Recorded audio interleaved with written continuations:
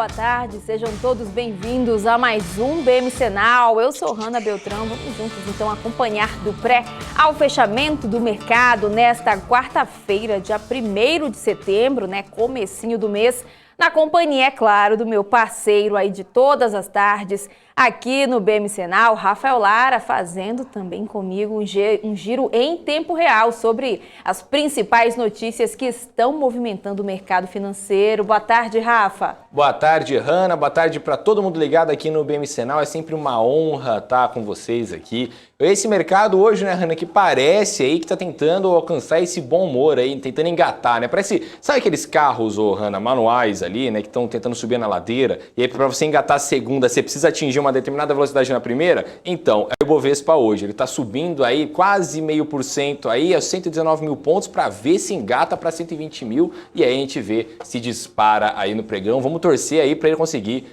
passar ainda essa semana, né, Hanna? É isso aí, Rafa, né? A gente já começa, então, trazendo as notícias aí que estão impactando o mercado, né? Após fechar no vermelho aí na terça-feira, o Ibovespa vira o jogo lentamente operando no azul, se mantendo no patamar dos 119 mil pontos, mas eu já queria, né, até confirmar esse número, né, saber se realmente está aí nesses 119 mil pontos. Ele operou aí boa parte do dia nos 118 mil pontos, né? Muita volatilidade, mais uma vez, no índice brasileiro aí no meio da semana. Já vou então direto com o Rafa, que tá com o radar ligado aí, sempre de olho no mercado, sempre, né, em busca das informações mais fresquinhas pra gente trazer aqui na BMC News e principalmente aqui no nosso BMC Now. Rafa, já dá um panorama pra gente como é que tá a situação agora, os setores também que estão se destacando nessa quarta.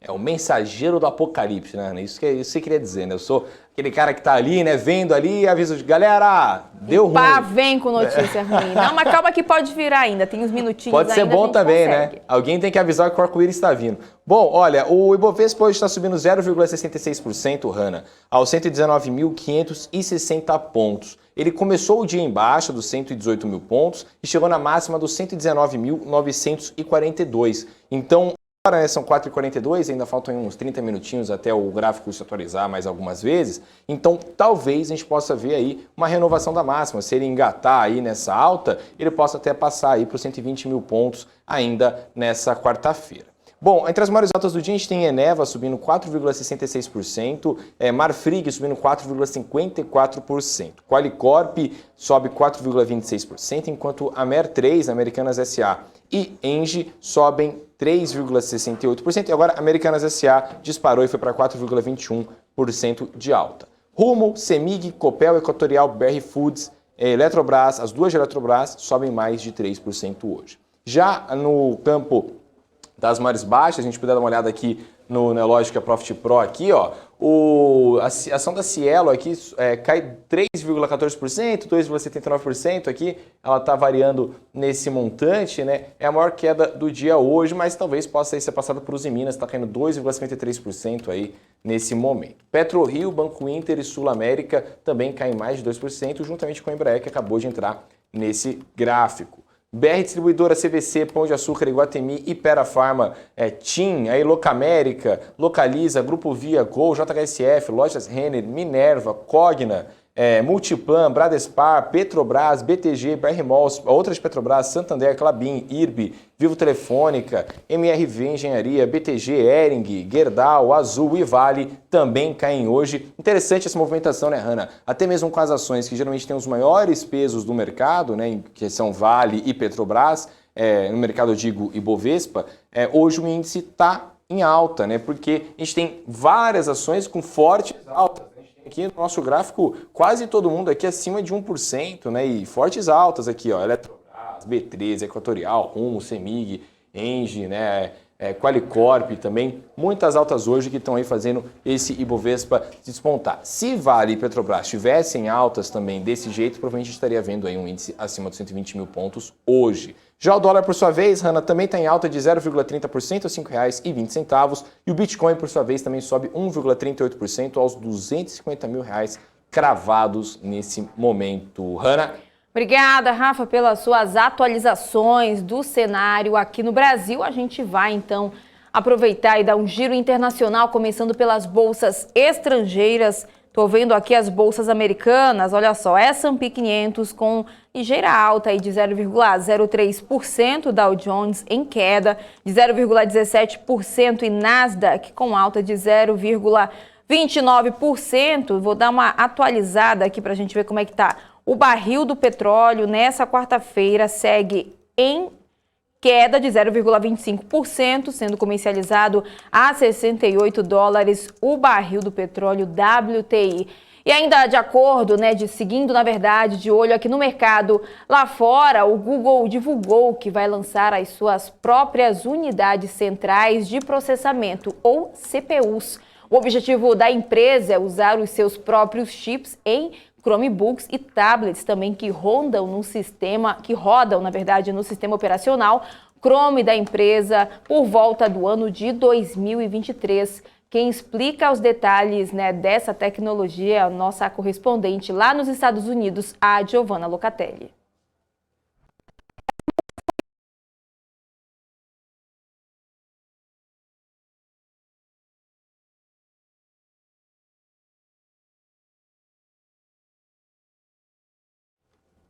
A gente teve um probleminha, daqui a pouquinho a gente vem com atualizações da Giovanna Locatelli sobre essa história aí do Google. Daqui a pouquinho a gente volta, então, daqui a pouquinho a produção me avisa aqui quando tiver tudo ok. A gente volta, então, para o cenário aqui no Brasil para falar das lojas Renner, que concluiu a aquisição da plataforma de revenda de moda, Repassa, dessa companhia. A varejista informou hoje a finalização da compra da plataforma online de revenda de roupas, calçados e acessórios que atua em todo o território nacional. O negócio já havia sido anunciado no dia 15 de julho deste ano, mas os valores envolvidos não foram divulgados. A Renner descreve a Repassa como uma startup nativa digital com foco no público feminino B e C+, e que tem também o ESG no centro do seu modelo de negócio. São agora 4 horas e 46 minutos, trazendo ainda informação sobre aquisições no mercado. A Bemob, empresa focada na distribuição e monetização de aplicativos, games e serviços digitais móveis para países emergentes, concluiu a aquisição de 100% do grupo chileno Tiaxa por meio da sua subsidiária Tular Spain, após o cumprimento de todas as condições precedentes previstas no acordo firmado no último dia 16 de agosto. Segundo a Bemob, a tecnologia e os serviços também desenvolvidos pelo Tiaxa possuem potencial sinérgico com os negócios da empresa. Seguindo aqui com o nosso BMC Now, com muita informação, a Espaço Laser, que atua no setor de bem-estar, encerrou o segundo trimestre deste ano com lucro líquido ajustado de 56.600.000 reais. O Rafa tem as informações sobre o balanço da companhia, Rafa?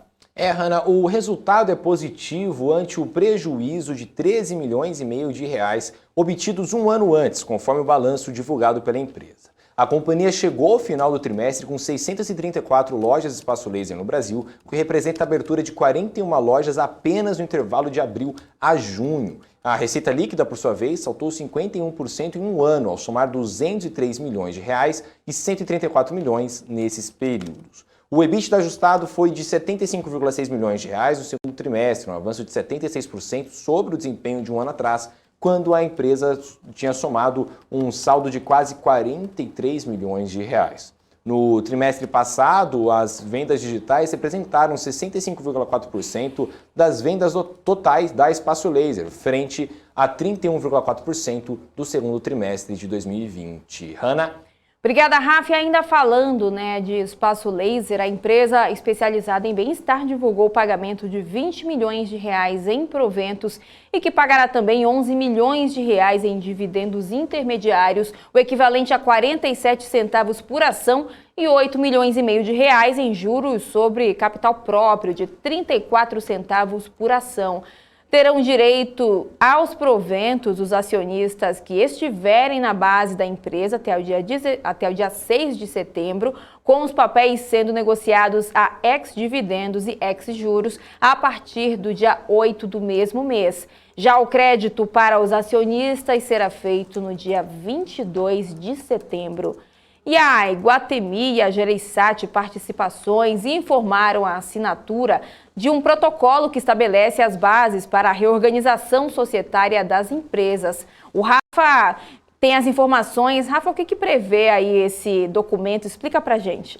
Hanna, o documento prevê que as ações da Iguatemi, que não são detidas pela Gereissati, serão incorporadas pela empresa, o que significa que a Iguatemi se transformará numa subsidiária integral da Gereissati. Além disso, o comitê independente criado para analisar a incorporação recomendou a elevação do prêmio a ser pago aos acionistas minoritários, de 10% para 16,4%. A proposta será discutida durante a Assembleia Geral de Acionistas da Iguatemi e também da Gereissati, marcada para o dia 1º de outubro.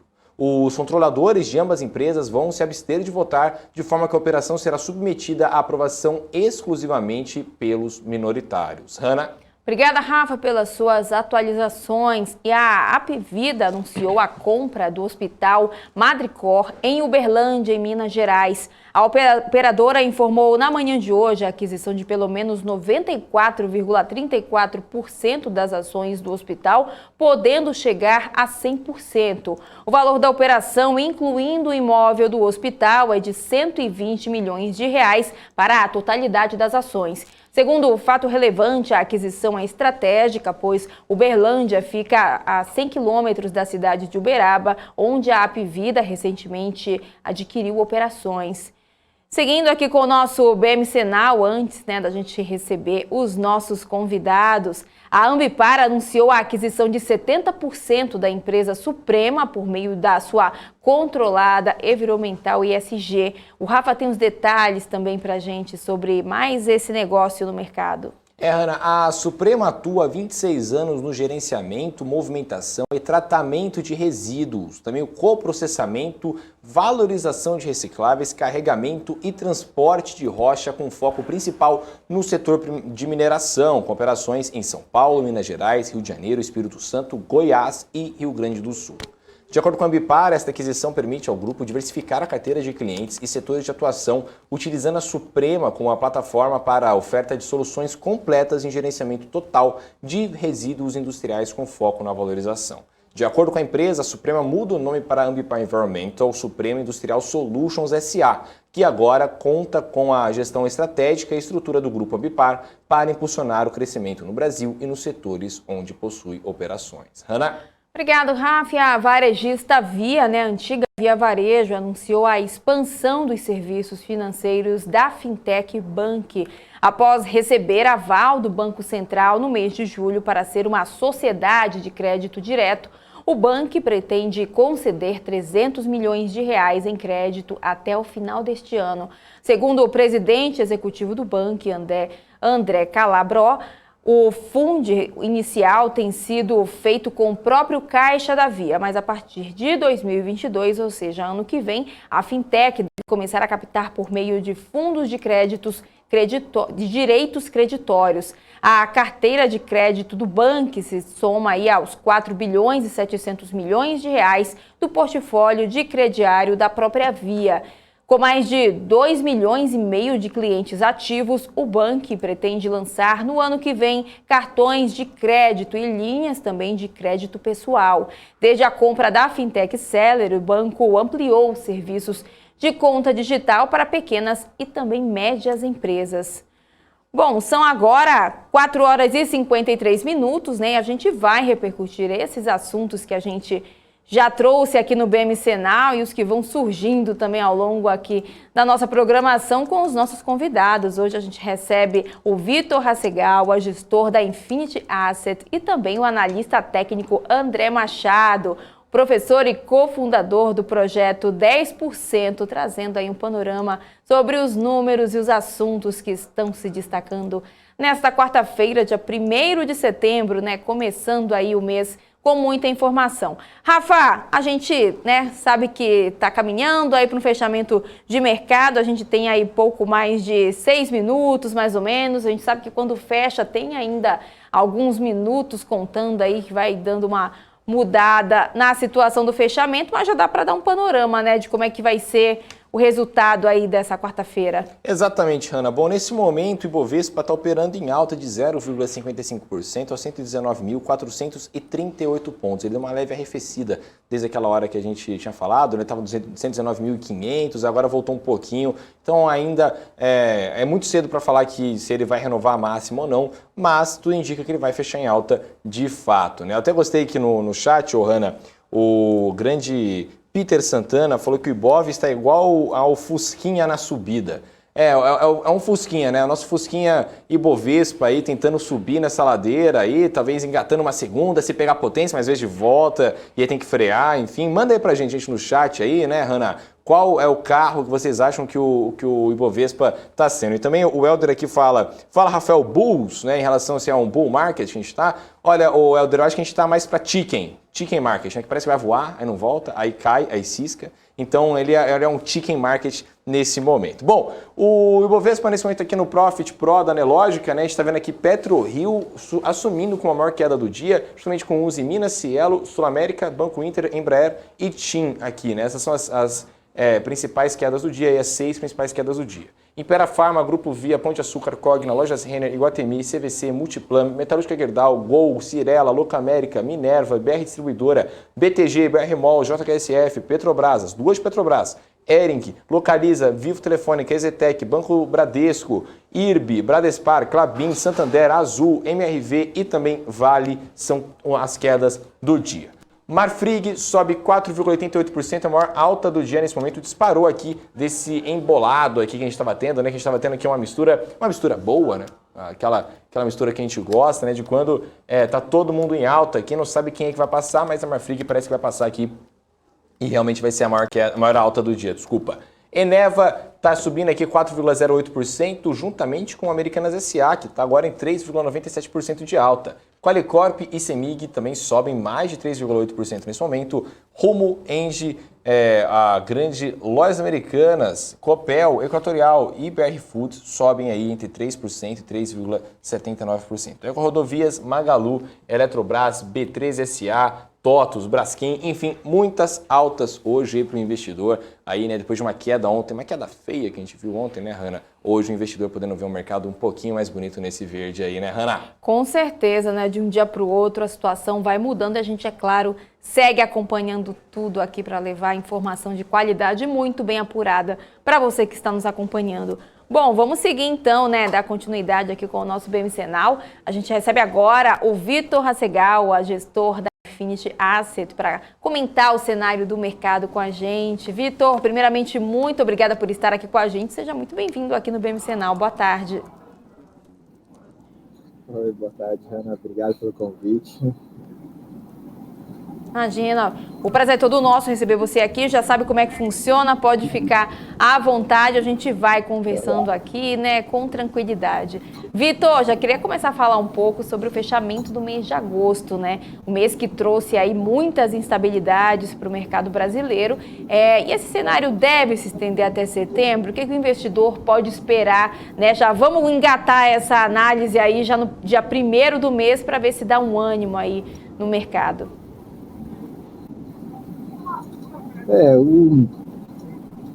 Os últimos meses para a gente aqui, o mercado local tem sido muito difícil, né? Eu acho que além de um momento pior para o mercado emergente, né? Que a gente vem aí desde de maio, né? Desde o começo do ano foi bem para os mercados emergentes em geral, daí ali a partir de maio com a China, né? Começando a complicar as coisas para as empresas de tecnologia, depois para as empresas de educação, então isso aí acabou gerando um pouco realmente uma saída de investidores do mercado de emergente, né? Isso acabou impactando um pouco a gente, impactou também o lado da China também sendo mais restritiva com relação aos preços de commodities, né? Que isso estava pressionando realmente o preço ao produtor deles lá, então eles tentaram, né, vendendo parte dos seus estoques. Também no lado do minério de ferro, eles reduziram a produção de aço, né? Isso por um lado para queda do preço, mas também para conter a poluição, né? Porque consome muito carvão, é muito poluente.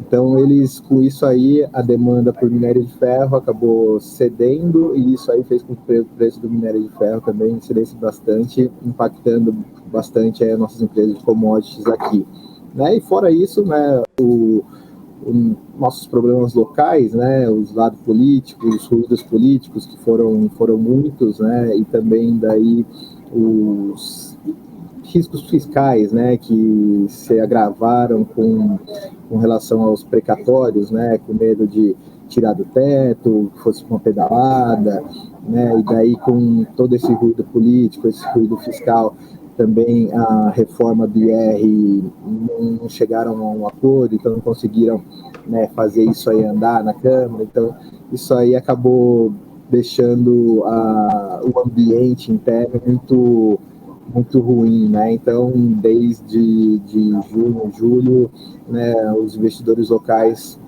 começaram a reduzir posição, reduzir o risco, né? No mês de julho, a gente também teve uma saída forte de investidor estrangeiro. Já no mês de agosto, né, a gente viu uma entrada de investidor estrangeiro, mas pelo menos, e do nosso lado, o investidor local teve bastante venda, né? Então, por isso que a Bolsa realmente ficou bem fraca, né, nesses últimos 2 meses. Mas daqui para frente, eu acho que tem agora, né, dia 7 de setembro, que está uma data aí que está gerando muita apreensão, né, o que pode acontecer nesse dia, né? Então os investidores estão optando a não manterem as carteiras com menos risco, né, para, no caso de acontecer alguma coisa, algum imprevisto nessa data, ninguém ser pego com muito risco em carteira, né? Então acho que isso também tem atrapalhado bastante a nossa performance. Mas passado o 7 de setembro, eu acredito que não vai ser nenhuma ruptura, né? Eu acho que vai ter, lógico, manifestações, mas eu acho que isso aí faz parte do jogo democrático, mas eu acho que não vai ocorrer nenhuma ruptura. Então, a partir daí, realmente, se o Arthur Lira, que é quem eu acho que está tentando conduzir realmente alguma notícia positiva, conseguir realmente aprovar uma reforma administrativa, ou então, quem sabe, conseguir fazer andar a reforma do IR, né, isso aí já seria alguma notícia positiva, né, para os mercados. E também, quem sabe, a história dos precatórios, né, que já está sendo conversada agora entre os 3 poderes, né, com o Fux dizendo, né, que pode caminhar, ainda está em estágio embrionário, mas eu acredito que tende a caminhar de uma maneira aceitável, né, porque senão nossas contas não fechariam no ano que vem.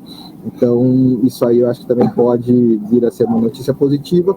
E daí sim, se o mercado internacional continuar nesse ritmo, né, principalmente os desenvolvidos, e daí o mercado emergente, que já estão muito baratos lá fora, começarem a performar bem novamente, eu acho que a gente tem um momento aí que a gente pode voltar a recuperar, né, o terreno perdido aí, que foi bastante em relação aos mercados emergentes e também aos desenvolvidos.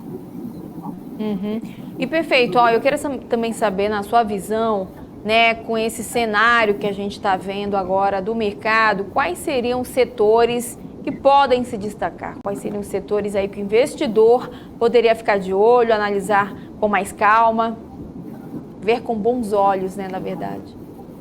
Sim. Eu acho que assim, tiveram muitas empresas que realizaram bem, caíram bastante, né? Diversos setores, né? Eu acho que, dados os riscos envolvidos ainda, né, tanto do lado político quanto do lado econômico, eu acho que vale no momento uma postura um pouco mais conservadora, né? Porque também, eu acabei não citando, tem, né, a história do tapering, né, que o Fed, né, já sinalizou que vai começar no final do ano, tende a tirar um pouco de liquidez do mercado. Eu não acredito que vai ser como a última vez, vai gerar um grande estresse, mas isso tende a prejudicar um pouco, principalmente as empresas com menos liquidez. Então, acho que por isso que a gente viu uma realização forte em muitas empresas small caps aqui no país, não só como lá fora também o índice de small caps é o índice que está menos performando, né? Então, acho que aqui vale um pouco essa cautela então, acho que eu diria aí que um setor que me dá uma segurança e acredito que no curto e médio prazo ainda vai ter os resultados melhorando bem é o setor bancário, né? Porque com o aumento de juros que a gente tem visto, né, isso aí é positivo para os bancos, né? E dado que a economia já está avançando, todas aquelas provisões que foram feitas, né, nos trimestres no ano passado, agora tende a essas provisões a eles irem reduzindo essas provisões e isso vai virando resultado, né? Então, eu acredito que os bancos, eles estão agora numa tendência de crescimento de lucros, né? Então, enquanto que a economia, né, o dado do PIB saiu um pouco abaixo do esperado, né? A gente viu algumas revisões de PIB para baixo, né, esse ano, e para o ano que vem também isso aí tende a impactar um pouco as empresas, né, mais cíclicas de varejo, talvez para os bancos, né, que eles estão agora já no momento de recuperação, eu acredito que pode ser um setor aí que é um setor conservador e é um setor que vai estar num momento bom para reportando lucros. Perfeito. Agora, Vitor, eu queria comentar um pouco sobre o setor de mineração e commodities, né, que foi bem descontado no mês de agosto. Quais são os motivadores aí que você acredita desse desconto e também quais são as suas perspectivas para o mês agora de setembro que está vindo aí? Você acha que é uma boa para o investidor? Realmente, esse setor aí, né, foi a estrela do primeiro semestre, né, que subindo muito forte, Vale, as siderúrgicas, né, realmente, na hora que a China começou a tentar, né, conter a alta dos preços, né, ainda demorou um tempo para a gente ver o reflexo nos preços do minério de ferro, né, mas depois, com as eles tomaram lá, realmente, o minério que chegou a bater 240 quase dólares por tonelada, agora hoje teve mais uma queda e está no nível de 42 por tonelada, né? Então, realmente, isso aí, né, deu um susto, né, nos investidores. Então, as empresas realmente cederam bastante já, né, já estão longe das máximas, né, tanto a Vale quanto as siderúrgicas, né, caíram bastante já, em torno de 20%, 30% em alguns casos, né? Então, eu acho que a dúvida ainda que resta é se tem muito mais terreno para as commodities corrigirem, né? Eu acredito que não dá para saber, mas eu acho que, dada essa correção forte que a gente já viu, os estoques na China, né, que a gente acompanha, já estão em níveis baixos, né? Então, acredito que daqui para frente a gente pode não ver tanto uma correção tão forte para baixo, a gente tende a ver uma estabilização, porque como os estoques estão baixos, eles têm que, né, fazer as compras e vão fazendo compras nos níveis atuais, não vão entrar comprando para repor o estoque, então isso aí tende a não puxar o preço, mas como é uma demanda do governo chinês a redução da produção de aço, eles vão atender, né? Mas dado que o governo também lá chinês já está percebendo um crescimento menor que o esperado, eles também já estão olhando possíveis estímulos agora no segundo semestre, provavelmente no quarto trimestre, né? Como reduzir um pouco mais o compulsório para voltar a expandir um pouco mais o crédito lá na China. Pelo que eles têm dito, não vai ser no setor de construção civil, que é um setor que recuperou muito rápido depois da pandemia, mas agora voltou a ceder, mas provavelmente mais voltado para a infraestrutura, né? Isso aí eles já sinalizaram que vão fazer, não sei se ainda no final desse ano começam os investimentos ou mais no começo do ano que vem. Isso aí eu acredito que vai dar uma sustentação para os preços de commodities, né? Então, mesmo nos níveis atuais de preço, eu acredito que nossas empresas aqui estão muito baratas, né? A Vale, apesar de ter caído bastante, ela ainda é muito descontada em relação às pares internacionais, e mesmo com o minério nesse nível de preço de 140, 150 dólares por tonelada, ela é muito valiosa, né? Ela trada menos de 3 vezes EV sobre EBITDA nesse nível de preço para o ano que vem. Então, está muito barata assim também. E no caso das siderúrgicas, né, a gente vê a Gerdau, né, também no nível de preço muito atrativo, ainda mais que a gente pode ver o pacote de infraestrutura dos Estados Unidos realmente saindo do papel, e como ela tem uma exposição nos Estados Unidos muito grande, vai ser importante para elas. E no caso de Usiminas, que eu gosto bastante também, a gente ainda vai ver uma retomada do aço plano aqui no Brasil, porque a nossa indústria automotiva praticamente não está produzindo por falta de chips. Então, quando a gente vê essa retomada da produção de veículos, a tendência é que as nossas cirúrgicas, né, no caso os Minas ou o CSN, que produzem aço plano, tendem a crescer as vendas nesse setor também. Então, para mim, o cenário para elas é positivo, apesar de no curtíssimo prazo ainda ter esse risco, né, do que pode vir da China, se isso pode impactar um pouco mais os preços. Mas, dado o nível de preço atual das ações, para o médio prazo, médio e longo prazo, eu acredito que vai apenas nesses preços. Entendi. Agora, Victor, você falou muito bem, né, sobre a ação da Vale, e uma questão que eu acho que todo investidor deve ter na cabeça, né, é sobre quais são as variáveis que tem que ser calculadas para você investir em Vale, né? Porque Vale, enfim, ela tem toda a questão do cenário, né, interno, né, enfim, ela saiu de algumas tragédias ali, né, do acidente, enfim, de Brumadinho, de Mariana, então ela tem que se reestruturar depois disso. Também tem o preço lá fora, né, da China, a questão da China. Quais são as variáveis, então, que o investidor tem que ter em mente? É a China? Ela está agora se reestruturando? Qual que é o grande gatilho? Eu ia falar trigger aqui, porque eu estou hoje muito americanizado. Qual que é o grande gatilho aí para a ação da Vale despontar aí para 2022? O grande gatilho para a Vale realmente é a China, né? A China realmente ela é o guia, né, para as commodities no mundo, né? Então, tanto para o minério de ferro quanto para as outras commodities, a China, como sendo o maior consumidor, ela tende a guiar o mercado, o preço dessas commodities, né? Lógico, eu acho que você falou bem, realmente a Vale ela passou por um período, né, com esses acidentes que realmente foram muito graves, né? Então ela tem que se reestruturar, principalmente, né, na parte de segurança, e aí eles têm feito realmente, né, nos últimos resultados eles têm sempre apresentado, né, tudo que está sendo feito em Mariana, em Brumadinho, né? Isso aí a gente vê que eles estão realmente se esforçando em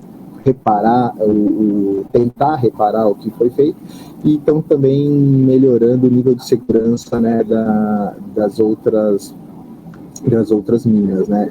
Então eles realmente têm esse risco, né, que a gente hoje em dia, né, está muito em voga o ESG. Eu acho que esse risco deles ainda eles têm muito que melhorar, mas eles estão trabalhando para melhorar isso, né? Então eu acho que esse é um risco, aquele que a gente costuma dizer que é exógeno. A gente não sabe quando vai acontecer um novo acidente que pode impactar muito seriamente, né? Mas pelo menos o que a gente sabe é que eles estão tentando mitigar os riscos desses acidentes, mas o que realmente importa para a Vale é o consumo, né, de aço, de minério na China, né, que com certeza deve continuar alta, né, nos próximos anos, né, porque o consumo de produção de aço lá, por mais que eles não queiram uma grande expansão, a produção de aço ainda é muito grande, né, e dado que não tem novos grandes investimentos em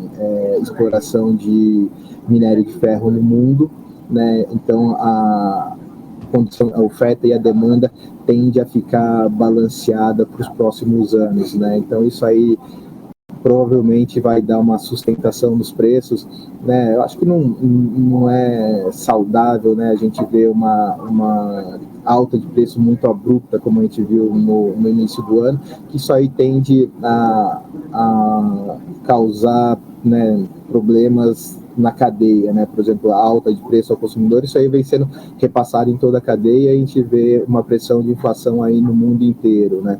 Então, isso aí eu acho que tendo uma situação mais balanceada entre oferta e a demanda, que o preço fique em níveis rentáveis, né, para ambos os lados, tanto para o vendedor quanto para o comprador, isso aí tende a ser positivo e é o que eu acredito que vai acontecer, que a China tende a retomar um crescimento mais acelerado para o ano que vem, então isso aí vai manter uma sustentação para Vale, sim. Perfeito, então, olha só, são agora 5 horas e 14 minutos, Vitor. Vou dar uma pausa aqui bem rapidinha com a gente, para eu já chamar o Rafa, que está de olho no mercado, né, que o mercado já fechou, para a gente saber como é que ficou a situação aí nessa quarta-feira, se deu uma melhorada aí nesses últimos minutinhos, Rafa. Hanna, de fato, né, a gente está agora, vou até atualizar aqui o nosso índice, né, para a gente ter informação do Ibovespa aqui, né, fresquinha aqui do forno, né? Vamos lá. O Ibovespa nesse momento está operando numa alta de 0,52% a 119.396 pontos. Então, né, tudo indica que ele não vai renovar aí sua máxima do dia, né? Mas pelo menos fechou no positivo, né? Bastante aqui ação no verdinho. Se a gente puder dar uma olhada aqui no Profit Pro da Nelogica, Cielo, Sul América, PetroRio, Uzi Minas, Embraer e TIM caem aqui entre 1,93% e 3,14%. Banco Inter, Iguatemi, Hypera Pharma, Gol, Cogna, Pão de Açúcar, Lojas Renner, Cirela, Minerva, Metalúrgica Gerdau, CVC, Grupo Via, BR Distribuidora, Locamérica, Vivo, Multiplan, BTG também caem aí acima do 1% até 1,8%. BR Malls, IRB, Ering, Bradespar, Gerdau, Petrobras, MRV, JHSF, Localiza, Santander, Klabin, Ezetec, a outra de Petrobras, CPFL e Bradesco completam aí o ranking das maiores quedas do dia. Marfrig, por sua vez, é a maior alta do dia de fato aqui, né, subindo 4,88%, com mais de 365 milhões de reais aí de movimentação. Depois vem Americanas SA, aí, a MER3, subindo 4,11%, aí, tentando voltar aí no seu ritmo, deixa uma queda forte no pregão do ano, né, nas sessões do ano. Eneva sobe 4,02% e aí completa aqui o time que subiu mais de 4% hoje. Qualicorp, Copel, Semig, Equatorial, Rumo, Eletrobras, Hydrogazil, Lame 4, né, Lojas Americanas e Engie também sobem aí mais de 3% hoje. Eletrobras, BR Foods, B3, TOTUS, Magalu, Braskem, VEG, Natura, Rodovias, Cosan, Embraer, NBR3, né, desculpa, que é Energias do Brasil, EDP, Açaí, Localiza, BB Seguridade, Apivida, Grupo Matidão Intermédica, aí muitas ações em alta hoje. Hanna? Obrigada, Rafa. Vamos voltar então aqui com a nossa conversa com Vitor Hasegawa. Vitor, deixa eu ver se o Vitor... Opa, Vitor já está de volta aqui. Vitor, queria agora falar um pouquinho, né, sobre o setor bancário, que pode se beneficiar do aumento das taxas de juros. Queria saber com você quais são as empresas, né, que você acha que o investidor deve ter em mente. O setor ele já vem numa performance que recuperou um pouco, né, porque nos últimos anos o setor bancário ele tem sido gato, o bichinho feio, né, que ninguém quer por causa do risco das fintechs e porque o juros estava caindo, e agora a gente vê o juros subindo e a gente já vê também que, né, numa entrevista com o Roberto Campos, a Febraban, os bancos, né, pedindo mais equanimidade, né, entre os bancos e as fintechs, dado que, né, a gente viu essa semana que o Nubank pretende abrir capital e se sair no valuation que eles estão né, levando ao mercado, isso aí ele tende a ficar mais caro que o Itaú e o Banco do Brasil juntos, né? Então, isso não é mais uma fintech, né? Ele já é maior com esses bancos, então acredito que eles realmente devam ter ser mais econômico o tratamento entre eles, né? Então, esses bancos aí, eu acho que eles estão num momento propício, né, com o aumento de juros, né, é bom para os bancos, e também né, dado todo esse aumento de provisões que eles fizeram, eles tendem a ter resultados melhores com o crescimento de crédito, redução de provisões e a economia estabilizando, né, porque as empresas que tinham que quebrar já quebraram, né, agora as empresas já estão, a reabertura da economia já está fazendo com que as empresas consigam sobreviver e consigam voltar a ter uma vida mais normal, né. A minha preferida aqui, que a gente tem no portfólio, é Itaú, né, porque Itaú ainda tem o case, né, dentro dela da XP, que está para ser separada agora, vai fazer esse spin-off de XP, né, então eu acredito que ainda tem um valor escondido, né, dentro do Itaú. Mas nos bancos eu também gosto do Banco Bradesco, e eu acho que o Banco do Brasil ele está realmente num valuation bem atrativo, tá barato, mas dado que a gente vê um pouco a intervenção, né, desse governo nas estatais, talvez no momento eu prefiro ficar fora, né? Então eu estou focando muito mais em Itaú e Bradesco, que eu acredito que eles estão descontados. Agora, Vitor, um assunto que está aí no momento, né, no mercado é o IPO do Nubank, né, que parece aí que eles estão visando aí os 55 bi de dólares, né, até os 100 bi de dólares, salvo engano, aí, uma diferença até razoável, né, 45 bilhões de dólares não dá para se negar, mas eles já querem entrar lá sendo uma das 100 maiores empresas dos Estados Unidos. Você acha que isso muda alguma coisa no setor financeiro aqui no Brasil? Né? A pessoa, quando vai investir, ela vai ter que olhar aqui, por exemplo, para um grande banco, ali ver se ele está acompanhando o mercado ou não. Você acha que são dois assuntos diferentes? Porque o IPO do Nubank, inclusive, deve ocorrer nos Estados Unidos, então aí, mas também a gente tem Banco Inter subindo aqui. Como é que você acha que o setor vai reagir a esse IPO? Eu acho que é isso, né? Como eu até comentei, se sair realmente nessa faixa de preço que eles estão estimando, a gente vê realmente como os bancos, né, os incumbentes, né, os locais, eles estão tão baratos, né? Então eu acho que muda por um lado, por esse lado que eu acho justo, né? Se vai sair nesse nível de preço, uma empresa tão valendo tanto assim, não tem por que ter privilégios de uma fintech, né? De uma que teoricamente seria uma empresa muito menor, né? Então eu acho que tem que ser tratado no mesmo equanimente com os bancos, né, locais, com os mesmos níveis de segurança, com necessidade de capital, de Basileia igual, né, com toda essa segurança que os bancos aqui eles precisam ter para operar aqui no Brasil, né? Então isso tende a ajudar, né? E acho que para o consumidor, né, é bom também, porque mesmo antes do Nubank chegar a esse tamanho, né, mas dado o risco das fintechs de serem muito mais ágeis, uma aproximação com o cliente, né, muito melhor do que o banco, né, os bancões, né, tanto o Bradesco, eles também lançaram o banco digital, estão sendo mais ágeis, né, no relacionamento com o cliente, estão deixando de cobrar, né, tarifas tão caras, que sempre isso foi uma reclamação muito grande, né, de todos, né? Então, nos seus bancos digitais eles não cobram tarifas, né? Estão oferecendo produtos, né, mais direcionado efetivamente para o que o seu cliente necessita, né? Não empurrando aqueles produtos que o cliente não quer comprar e ele só precisa vender, o gerente só precisa vender para bater a meta, né? Então, esse movimento das fintechs já fez que os bancões se mexessem nesse sentido de se aproximar mais dos seus clientes para não perdê-los no futuro, né? Ou então, os seus clientes hoje, que são as pessoas mais velhas, né, eles tendem a, no futuro, os mais idosos não vão mudar agora para uma fintech, né, porque não tem essa familiaridade. Então, o que os bancões no futuro, essas pessoas, né, não serão mais meus clientes, então eu preciso garantir que eu tenho uma nova base de clientes, que são os jovens. Os jovens estão tudo indo para os bancos, né, digitais. Então, os bancões, né, Itaú e Bradesco, eles criaram, e Santander também, eles criaram esses bancos digitais para ter essa base de jovens dentro do banco, né, para crescer junto com ele, né. Então, isso aí eu acho que já teve essa mudança.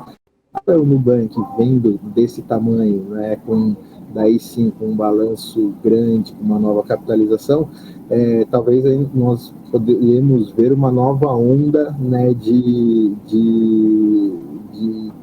mudanças, né, que eu acredito que talvez seja no crédito, porque até hoje essas fintechs, esses bancos, eles não têm tido sucesso ou não têm balanço, né, suficiente para crescer tanto em crédito, mas a partir do momento que o Nubank tiver um balanço muito maior, ele sim pode expandir a sua carteira de crédito muito mais. Então, quem sabe a gente pode ver uma nova mudança aí no lado de crédito que seja favorável e positivo para os consumidores.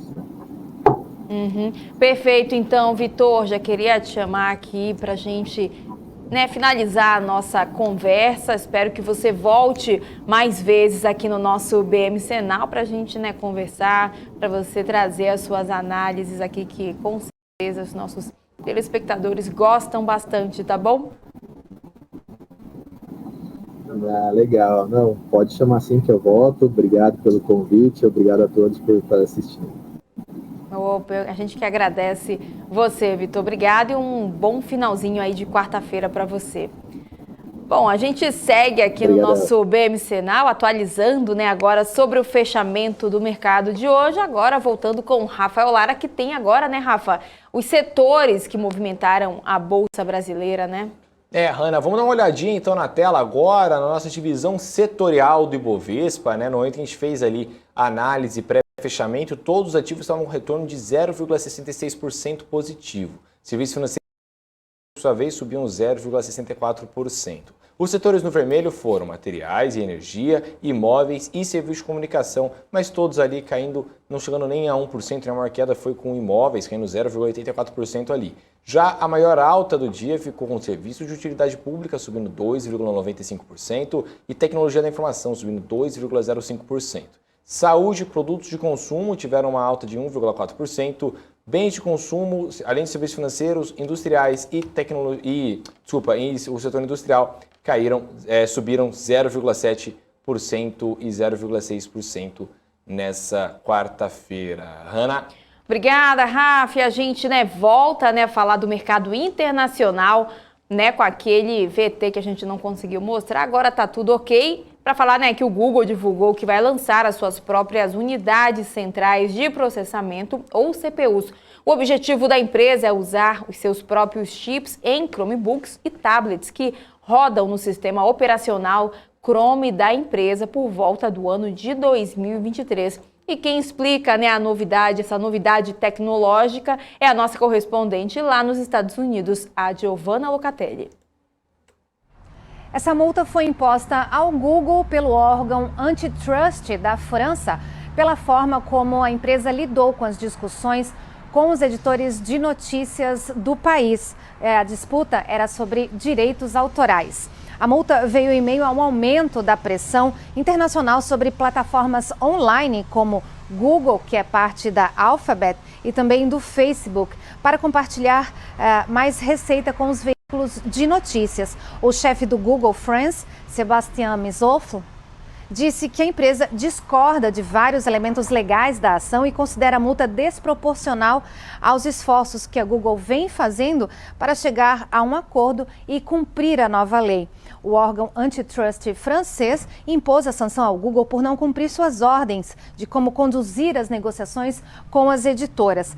O caso se concentrou em se a gigante de tecnologia dos Estados Unidos violou ou não as ordens emitidas pela autoridade, que disse que as negociações negociações deveriam ocorrer dentro de 3 meses com quaisquer editores de notícias que as solicitassem.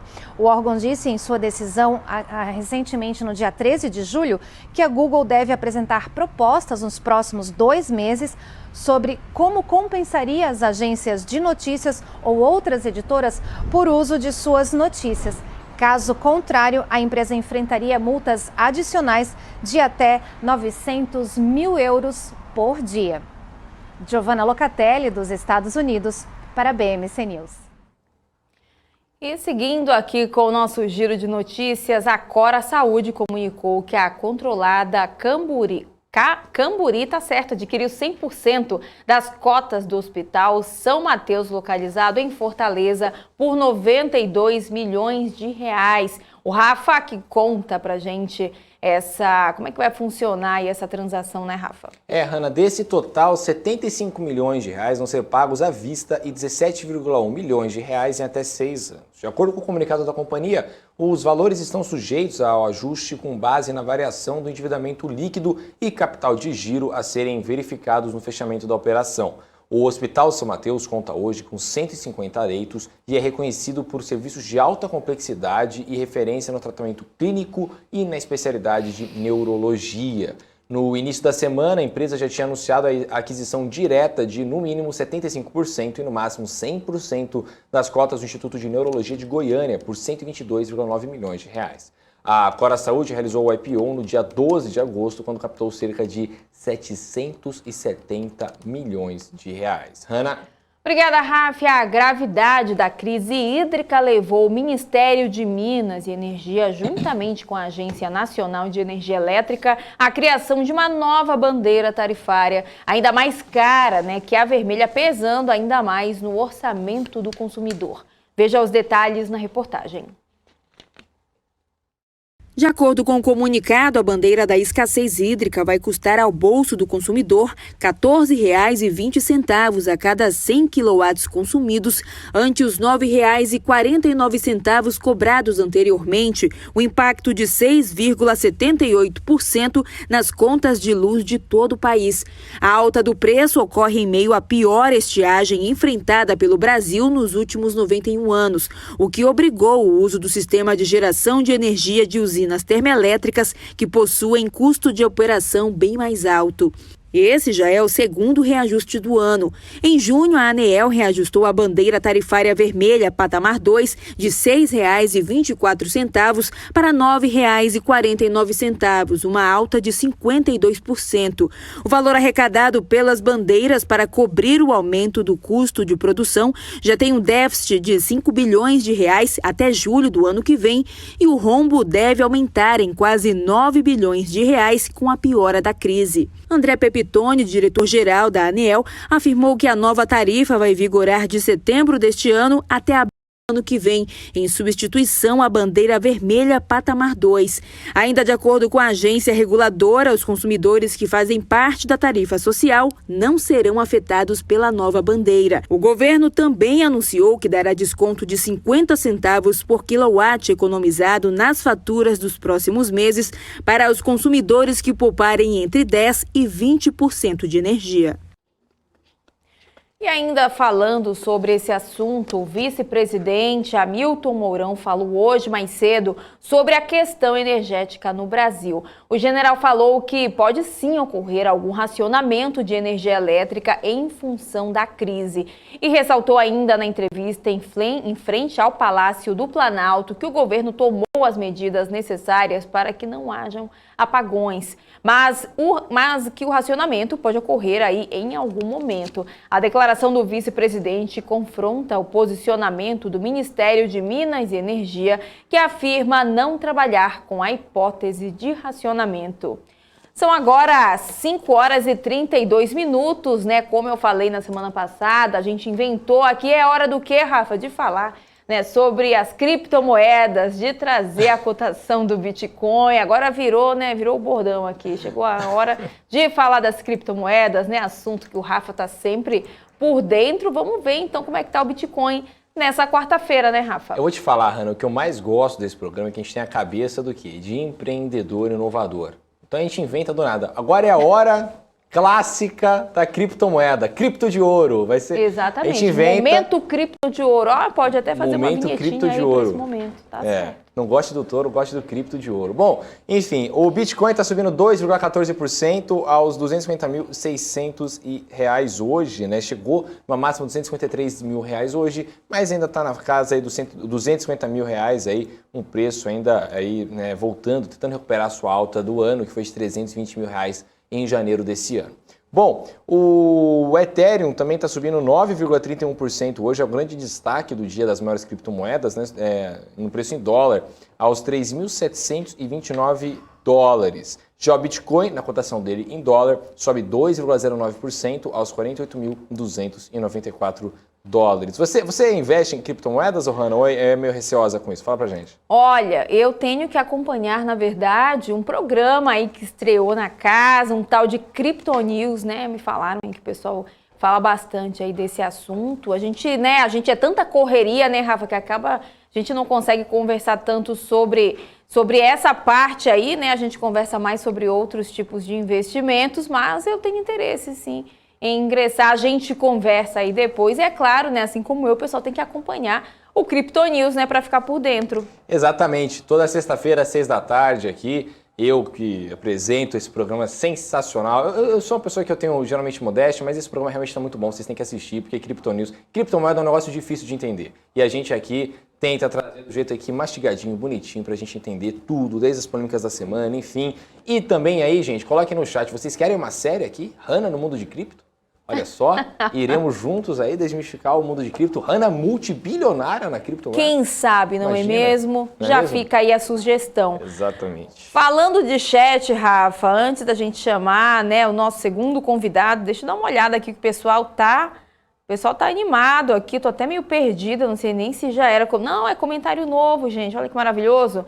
Olha só, o Helder comentando sempre por aqui, o Gelhunt, né, nossos cativos telespectadores, o Peter Santana também já está por aqui. Vera Lúcia Oliveira. Você conhece a Vera Lúcia Oliveira, Rafa? Conheço. Já está por aqui também. Boa tarde, Rafa. Boa tarde, Hanna. Boa tarde. Vera Lúcia Oliveira. Rui das Neves também já mandando um boa tarde aqui pra gente. Deixa eu ver quem mais. David Perilo. O André Machado já comentando aqui também. Quem mais está por aqui já vai deixando aqui no nosso chat. Olha o Helder falando aqui, acho que a Hanna é conservadora.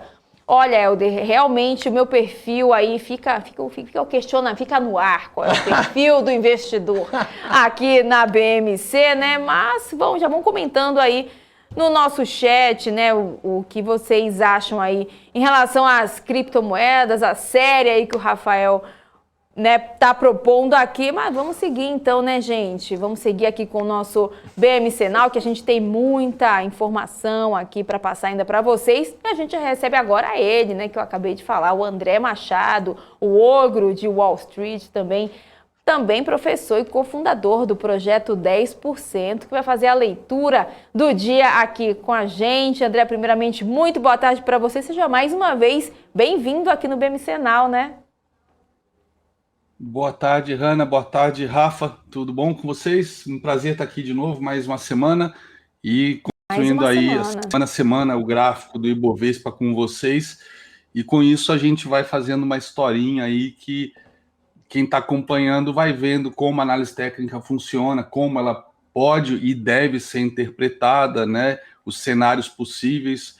Então está sendo bem bacana essa rotina aí semanal com vocês. Obrigado aí pela oportunidade. Com certeza, os nossos telespectadores gostam bastante, comentam bastante aqui também, inclusive telespectadores já vão compartilhando aí o link aqui da nossa programação para o pessoal acompanhar, né? Agora a gente vai ter uma análise aí bem completa do André. Já vamos começar, né, André, analisando Ibovespa, né? Se você já quiser compartilhar a sua tela com a gente, né? Pra gente já dar uma olhada no índice que tá caminhando aí lentamente, né?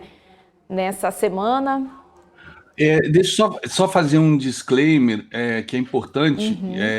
Com essas pirâmides sendo desbaratadas aí a todo momento pelo Brasil, né? Lá no Novo Egito, Cabo Frio, uma gigantesca, que com defensores fazendo protestos, inclusive no final de semana.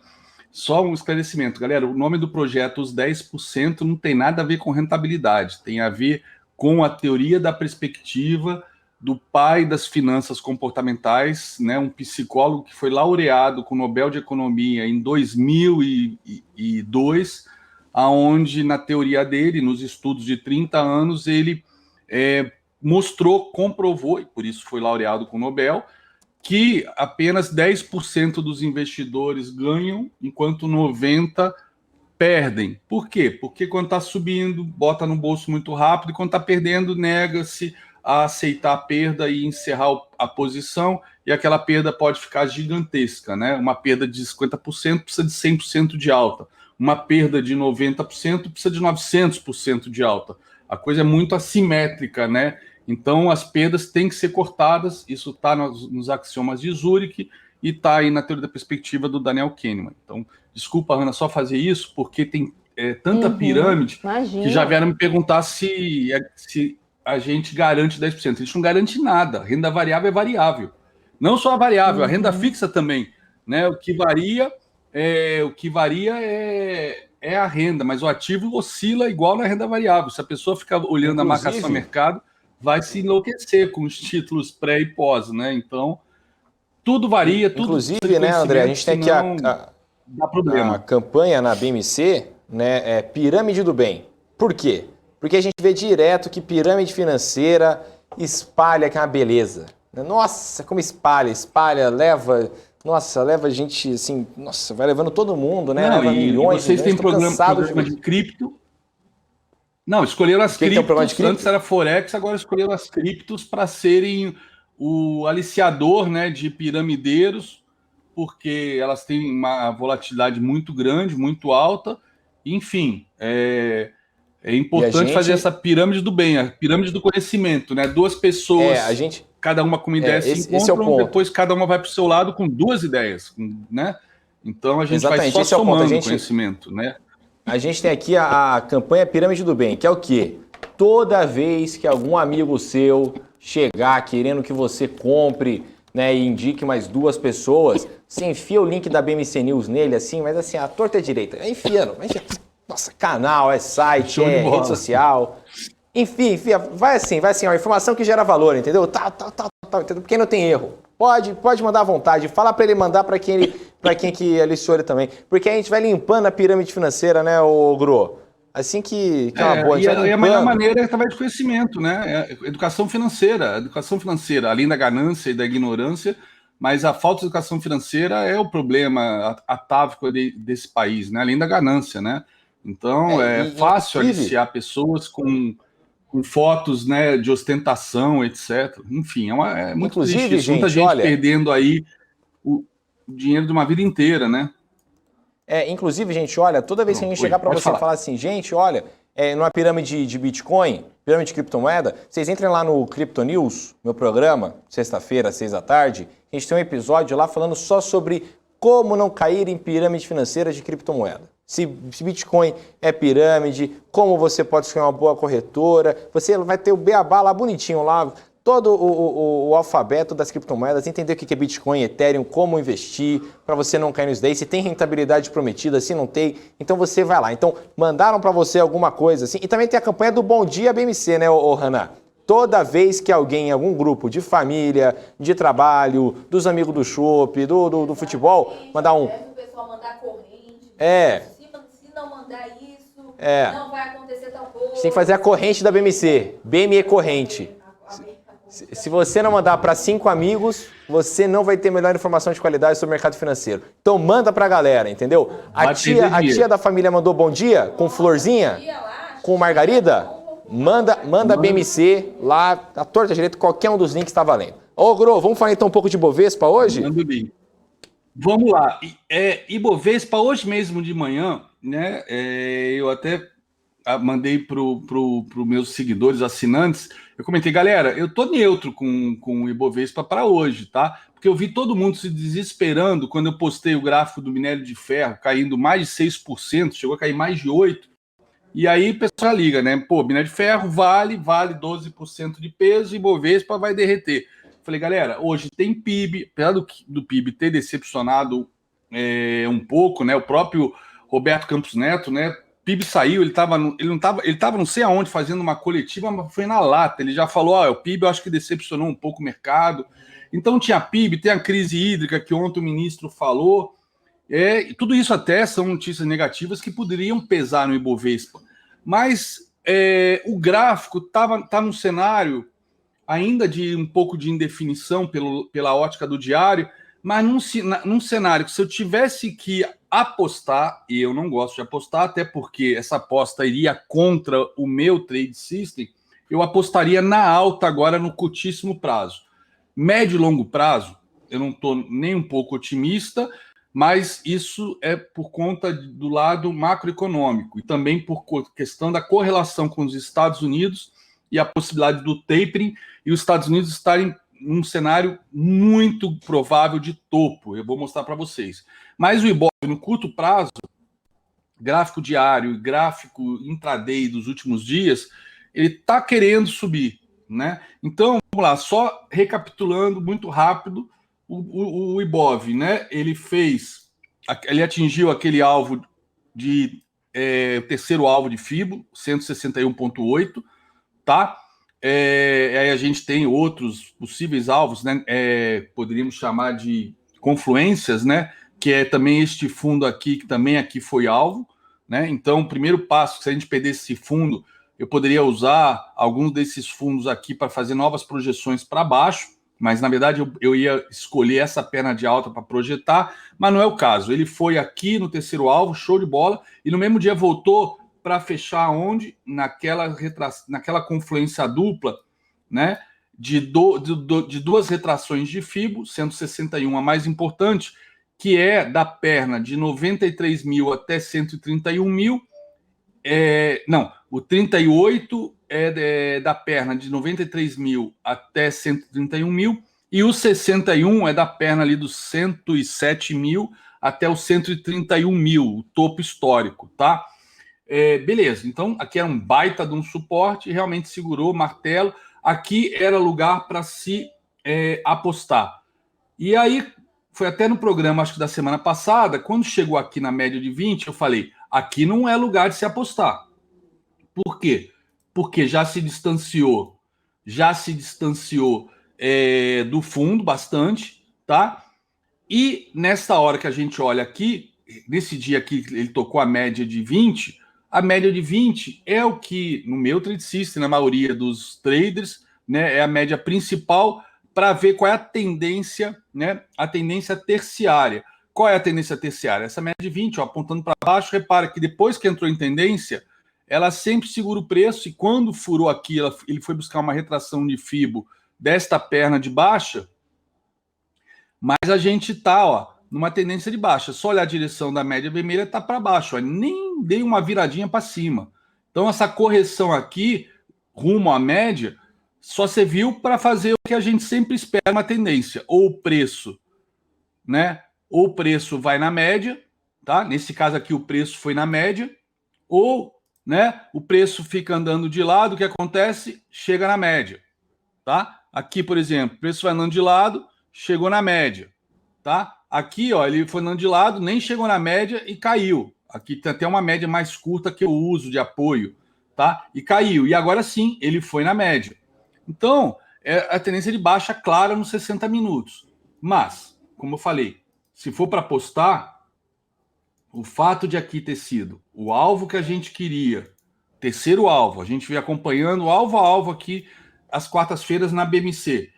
E nesse dia, além de chegar no alvo, voltou com força e segurou, né? E segurou aqui nessa confluência dupla de duas pernas de alta, simplesmente importantíssimas para o Ibovespa, né? Essa aqui e depois essa outra aqui, né, maior, como essa aqui, que teve a sua correção também e depois retomou a tendência, a gente pode estar fazendo exatamente isso, como isso aqui. Não estou dizendo que está fazendo isso, tá? A gente pode estar fazendo isso também. Então, para isso, a gente precisa o quê? Igualzinho aqui, que rompeu a média de 20, a melhor maneira do mercado subir é fazer o que está fazendo agora, romper a média de 20, fazer um pullback nela e voltar a subir com ela já virada para cima. É o melhor cenário. Mas como o pessoal é apressado, né, quer apostar em fundo, quer pegar oportunidade, né, que isso é uma coisa que às vezes dá certo, mas às vezes dá errado, aqui podia se apostar nesse fundo pelo contexto, mas aqui não podia. Por quê? Estava na média e a média está apontando para baixo. Dito e feito, dia seguinte caiu, show de bola. Falei, vamos esperar ver se tem mais alguns dias de queda, com volumes menores, né, corpos de candle menores, mas no outro dia já subiu. Aí eu até comentei, putz, isso aqui então pode ser o fundo, né? Pode ser o fundo para configurar a tendência de alta, tendência de baixa, topos e fundos descendentes, tá? Topos e fundos descendentes, tá caindo, ó, fazendo cada vez topos mais baixos, até que deu essa derrocada, fez esse fundo mais baixo, e aí subiu, fez esse topo. Aí caiu, show de bola. Tendência de baixa ainda, mas como eu comentei, vamos esperar fazer um fundo, porque se fizer um fundo, ele vai fazer um fundo mais alto. Aí eu comentei, esse fundo aqui não é o fundo que eu gosto, mas tá valendo, né? Olha só, esse fundo foi exatamente, né, no candle que a gente rompeu aqui, ó, que era o último candle da tendência de baixa. E aí limpou este candle. Então, aqui é um ponto que os comprados passaram a dominar. Mas, né, ainda estamos em tendência de baixa. Apesar do que, quando a gente fala de tendência primária, ó, é a linha branca, ó, a tendência é de alta. Então, a gente está no cenário de tendência de baixa de curto prazo, tendência de alta de longo prazo e tendência de baixa de médio prazo, tá? Isso é ruim, tá? Mas a de longo prazo é essa é a principal. Mas nos curto prazo, quem domina acaba sendo a de curto prazo, até que ela pode se exaurir e a tendência é virar e continuar na de longo prazo. Mas vamos lá. O que aconteceu? Eu falei, bom, aqui pode ser um fundo. Beleza. E eu falei, eu não gosto desse tipo de fundo. Está desconfortável para mim, tá? Mas fechou bonito, limpou praticamente o candle inteiro. Então, se tivesse rompido, falei, vamos considerar isso aqui um pivô de alta, tá? Mas o que seria o ideal? Aí vamos para o intraday. Que ele tivesse, né? Aqui foi aquele topo lá, aquele dia de alta, os dias de queda. Eu falei que o ideal seria que ele tivesse vindo numa retração aqui a partir desse topo. Então, ó, eu tinha essa retração aqui de 38, a de 50 e a de 61. E aí eu comentei, o ideal é que ele viesse na de 50. Por quê? Nesses anos todos operando o índice,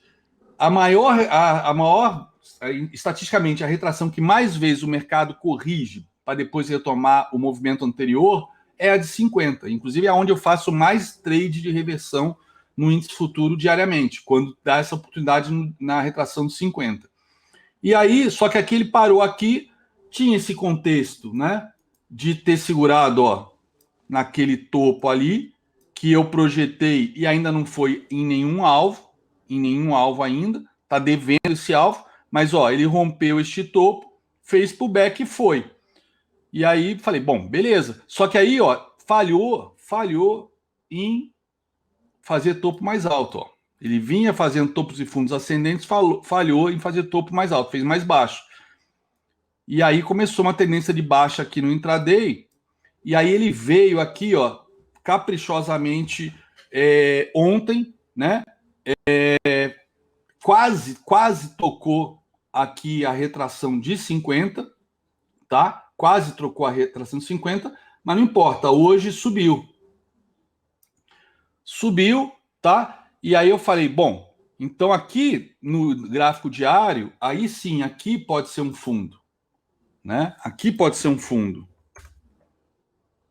Ó, aqui pode ser um fundo, essas duas sombras aqui, essa mínima já mais alta que a mínima anterior, só o fato de eu ter uma mínima mais alta que a mínima anterior e essa aqui mais baixa que a anterior, isso aqui tecnicamente eu já posso dizer é um fundo. Isso aqui eu posso dizer é um fundo. Ou seja, eu tenho aqui um fundo, um topo e um fundo mais baixo, um fundo mais alto. O que falta para eu ter uma tendência de alta agora? Confirmar a tendência de alta. Eu romper isso aqui e fechar acima. Porque aí, aonde fechar, não importa aonde fechar, se fechar acima desse topo, fechamento, não é sombra. Aonde fechar, seja onde for, né? Vamos supor que vem aqui nesse segundo alvo. Opa! Eu vou ter o quê? Eu vou ter o pivô de alta, ou seja, 2 fundos ascendentes com 2 topos ascendentes. Por enquanto eu tenho o quê? 2 fundos ascendentes, beleza, metade do caminho andado. Só que eu ainda tenho o quê? Topos descendentes. Ainda tenho topos descendentes. Então eu ainda não tenho tendência de alta. E a própria média de 20 está me dizendo isso. Agora, essa é a boa notícia para todo mundo aí que está ansioso, que está tomando Rivotril para dormir, porque, sei lá, não estopou operação, comprou topo, enfim. Achou que estava barato, veio caindo, veio comprando. A má notícia é que, ó, hoje, caprichosamente, o que fez o índice hoje? Caprichosamente, putz, ele não rompeu a média de 20. Ele bateu ali, parece que bateu numa parede de concreto protendido e voltou, tá? Mas no intraday e esses fundos aqui ainda tem contexto, tá? Para poder subir. Só que, por exemplo, uma das coisas que faz análise técnica, por quem não conhece, ser incompreendida. O pessoal me pergunta, André, o que pode acontecer agora com o Ibovespa? Simples, ele pode subir rompendo isso, ou ele pode perder esse fundo e cair. Ah, que análise porcaria é essa?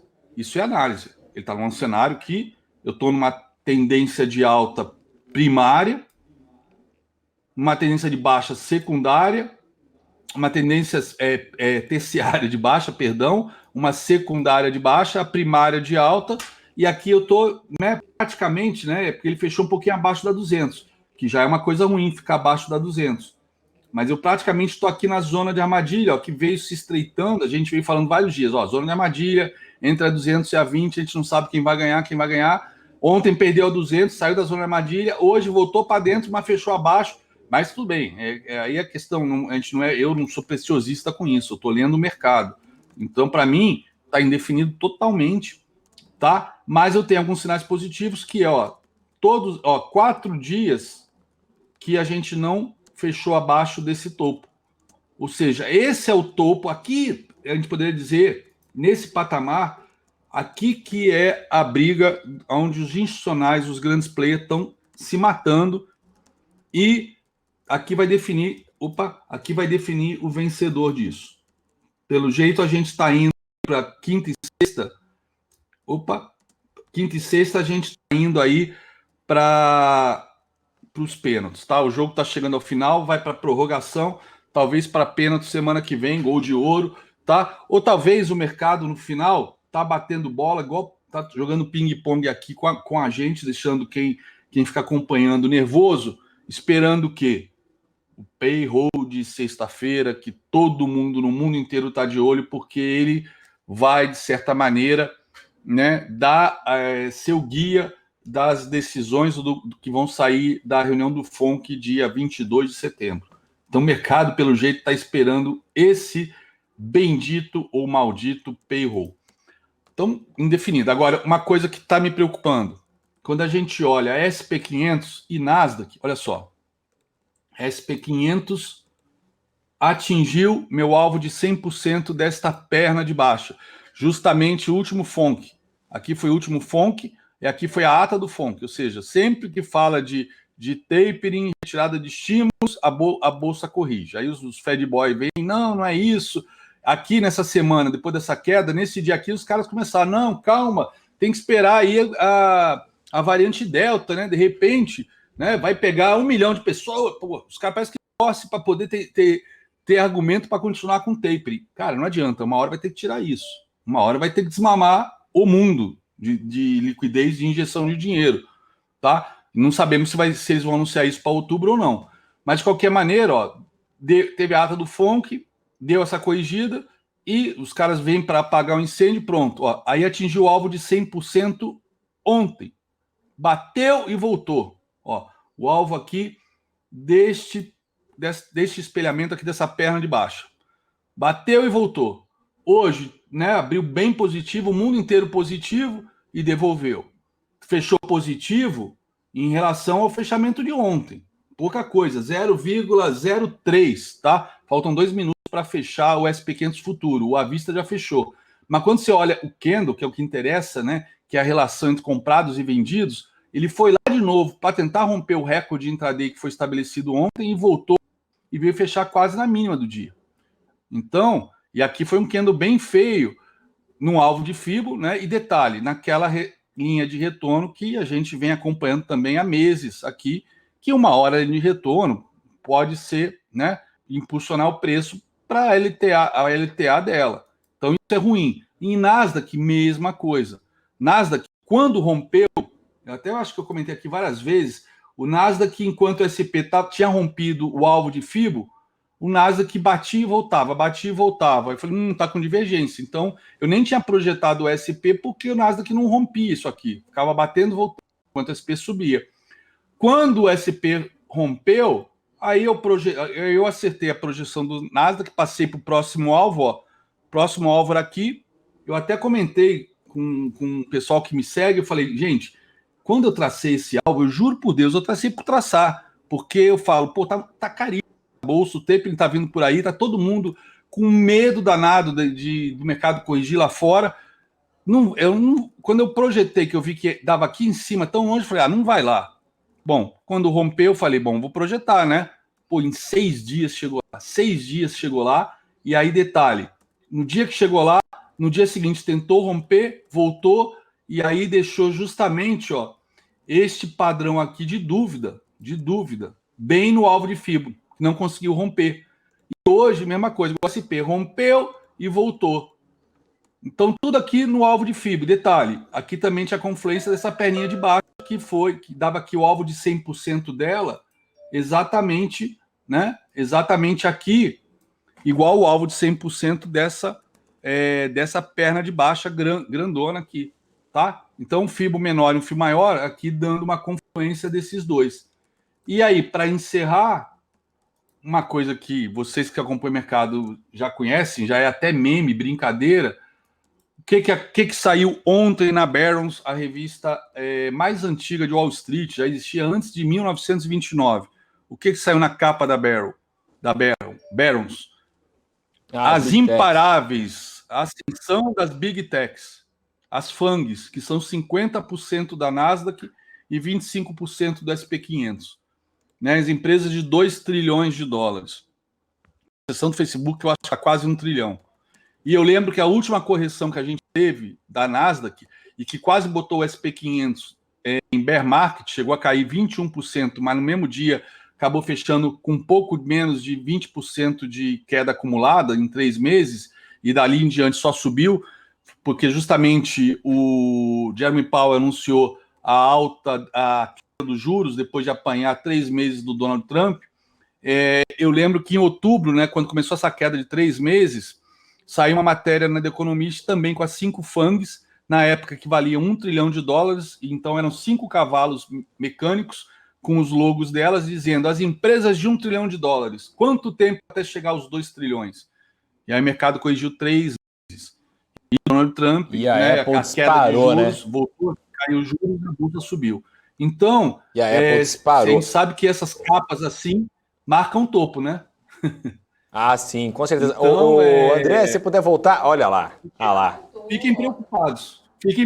Fiquem sempre na porta e com a mão na maçaneta, galera, porque uma hora que o mercado americano corrigir, o nosso cenário aqui não está dos melhores. Crise hídrica, o PIB, o pessoal fica falando dos 12%, 12,4% que subiu do segundo trimestre passado comparado com do ano passado comparado com esse, mas se comparar esse trimestre com o anterior, caiu pouco, 0,1, mas caiu, ok, tá estável então, não vamos discutir, tá estável.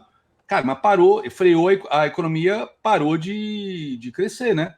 Se o PIB não cresceu de um trimestre para o outro, então a gente não tá, sabe, a gente tem que ser pragmático, investidor não pode ter ideologia política, tem que ser pragmático.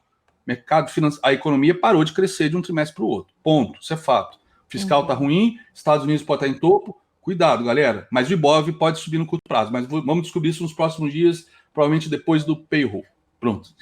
Sei que vocês têm horário, televisão Mas, desculpa. Não, o negócio é assim mesmo, mas, como sempre, né, você sempre falando, pontuando assuntos muito importantes, né, aqui no nosso BMC Now. Infelizmente, né, a produção já começa a puxar a nossa orelha aqui, né? Já é hora da gente encerrar aqui o nosso BMC Now, mas obrigada, André, né, mais uma vez pela sua análise sempre muito completa aqui, né, Rafa? Exatamente, André. Muito obrigado. Até semana que vem, viu? Muito obrigado. Até semana que vem, galera, e vamos cruzar os dedos aí para esse payroll vir bom pra gente. Abraço, bom final de semana, bom feriado vai pra de todos. olho. Obrigada, André. Um ótimo finalzinho de quarta-feira para você. Bom, já despedindo aqui do André, já vou me despedir também do Rafa, minha dupla aí, de todas as tardes aqui no BMC Now, né, Rafa? Eu que agradeço a sua companhia, a Hanna. Lembrando sempre que você pode nos acompanhar no nosso portal www.bmcnews.com.br, nas nossas redes sociais, @bmc.news. Eu vou correndo agora para uma live super especial com o grande Marcos Saravalli, o Alex André da Série Invest e também o tio Uli. Hoje, então, a super live aqui na super quarta da BMC. E agora a gente também tem um programa super legal vindo aí, né, Hanna? É isso aí, Rafa. Ó, tá feito o convite aí para live. O BMC Now fica por aqui. Fique agora com o programa Aftermarket com o grande Ricardo Schweitzer. Uma ótima noite para você. A gente se encontra novamente amanhã às 4h30 da tarde. Tchau, tchau.